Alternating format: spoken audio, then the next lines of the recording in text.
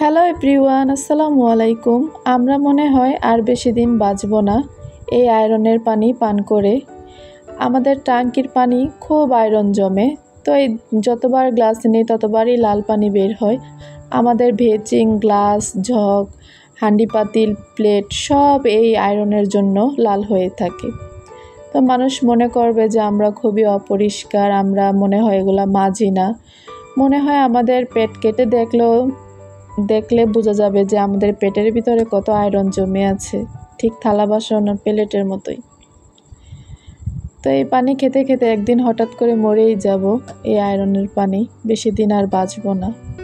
মাথার চুল তো সব পড়েই যাচ্ছে, সেদিকে আর কে খেয়াল দেয়? নিজেই খেয়াল করি না, আর কে খেয়াল করবে? তো সকালবেলা মোটরটা ছাড়ার পরেই দেখলাম এরকম আয়রন পানি বের হচ্ছে। প্রতিদিনই বের হয়, প্রতিদিনই আয়রনের পানি খাওয়া পড়ে। কি করব, কিছু করার নাই, পরিস্থিতির শিকার। কবে যে বাসায় একটা নতুন টিউবওয়েল দেবে জানি না। তো সকালের নাস্তা আলু ভাজি, গাজর দিয়ে আলু ভাজা আর হচ্ছে রুটি। তো সুন্দর করে রুটিগুলা বেলে নিলাম, তারপর এক এক করে ছেঁকে নিচ্ছিলাম। তো প্রতিদিন আর কি ব্লগ ভিডিও করব, প্রতিদিনই নাস্তা, তারপর দুপুরের রান্না থেকে রাতের রান্না, ঘরবাড়ি পরিষ্কার করা, ঘর দুয়ার ঝাড়ু দেওয়া আর ফ্লোর মোছা। এছাড়া আমাদের আর কি কাজ? আর যেদিন মাছ মাংস নিয়ে আসবে সেদিন হয়তো মাছ মাংস কাটার ভিডিও। প্রতিদিনই আমাদের একই ভিডিও থাকে, তো কষ্ট করে সবাই দেখে নিও।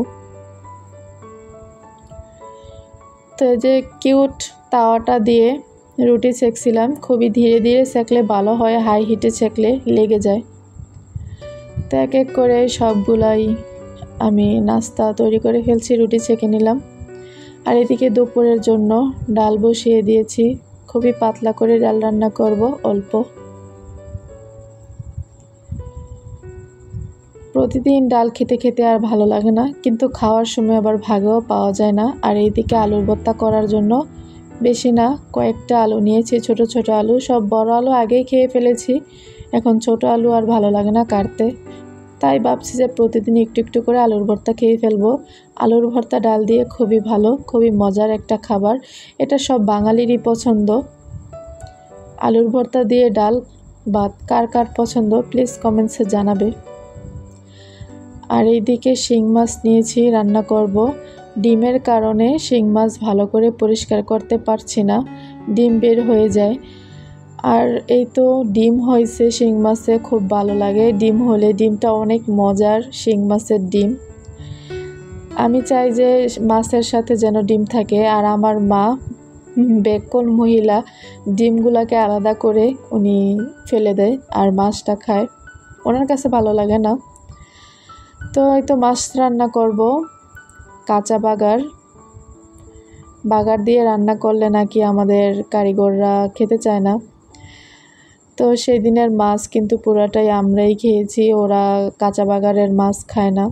কিন্তু শরীর স্বাস্থ্যের জন্য শিং মাছের ঝোলই পারফেক্ট, কিন্তু বোঝে না, সবসময় ভাজি করে মাছ খায়, ফ্রাই মাছ।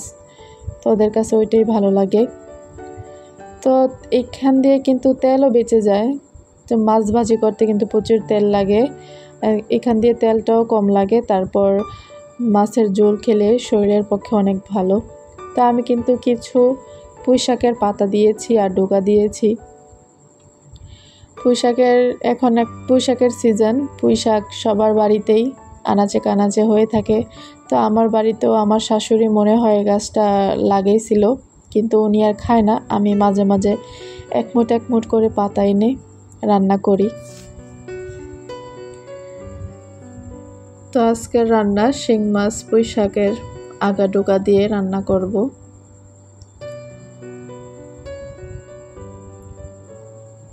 আমার মাছটা বারবার লেগে যাচ্ছিল কড়াইতে, কড়াইটা ভালো করে ঘেঁষা মাজা দেওয়ার দরকার ছিল। আর তো রান্নার পর চলে আসলাম। ঘরের কি অবস্থা, দুইটা মেয়ে ঘরের অবস্থা খুবই খারাপ করে রেখেছে। লটকনের চুলকা দিয়ে পুরা ঘর ভর্তি, আর শিশি করা প্যান্ট দিয়ে ঘর ভরে রয়েছে। লটকনের বিচি ফালায় দেয় বড় মেয়ে, আর ছোট মেয়েটা লটকনের বিচি খেয়ে ফেলে আর লটকনের চুলকাগুলা ফেলে রাখে, খোসাগুলা। তো ঘর পরিষ্কার করতে এসে দেখি যে সয়াবিনের বোতল, তেলের বোতল বেড়া এখানে রেখে দিয়েছে।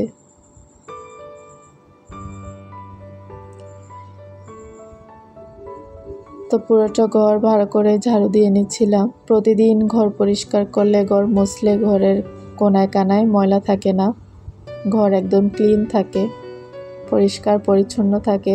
দুপুরের পরে ঘরে হাঁটতে বসতে ভালো লাগে, রুমটা একদম ভালো থাকে, সুন্দর থাকে। তো এই তো ঝাড়ু দেওয়া শেষ, একটু ঘর মোছামুছি করব। ঘর দুই বেলায় মুছতে হয়, দুপুরে একবার মুছি, রাতে একবার ঘুমানোর আগে মুছে রাখি, কারণ ছোট মেয়ে সারাক্ষণই এখানে ওইখানে শিশি করে। তো বাথরুমে নিয়ে শিশি করাতে পারি না, এটা আমার ব্যর্থতা। মাঝে মাঝে ও নিজে ইচ্ছে যায়, মাঝে মাঝে আমি নিয়ে যাই, আর বেশিরভাগ সময় ফ্লোরে খাটে শিশি দেয়। তো ঘর দুয়ার ভালো করে পরিষ্কার করে নিলাম, বাইরে দিয়ে একটু মুছে নিলাম। বাইরে দিয়ে ঝাড়ু দেওয়ার দরকার ছিল, কিন্তু ঝাড়ুটা দিলাম না।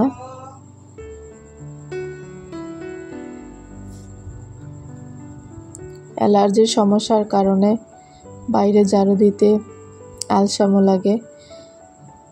ঝাড়ু দিলেই একের পর এক হাঁচি শুরু হয়ে যায়, কিন্তু এটা তো আমার শরীরের জন্য খুবই খারাপ। আমার শরীর একদম দুর্বল হয়ে পড়ে হাঁচি দিলে। আর হাঁচি কিন্তু দুই একটা আসে না, একদম 10টা 20টার মতো একসাথে হাঁচি আসে। তাই একটু ঝাড়ু মারু কম দিই, আর ঘর দুয়ার প্রতিদিনই পরিষ্কার করি। তো আজকের মতো এই পর্যন্তই। আল্লাহ হাফেজ।